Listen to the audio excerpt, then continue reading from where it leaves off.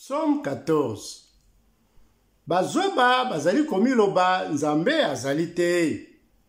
Babebi penza bakomi na bizaleli ya mabe pe ya soni. Moto moko te na kati na bango asalaka malamu.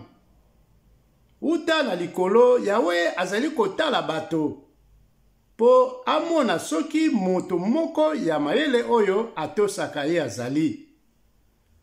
Kasi bango nyonso babunga nzela babeba ndenge moko, ata moto moko te azali kosala malamu. Yawe alobi, bato nyonso oyo ya mabe bakomi bazoba, bazali koyeba eloko moko te. Bazwelaka bomengo na banzoto ya bato na ngai, pe babondelaka ngai ata mokolo moko te.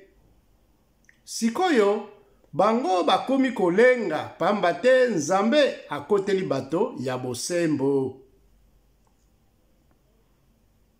Balingaki kobebisa elike ya bato ya mawa, kasi Yawe abombi bango epai na ye.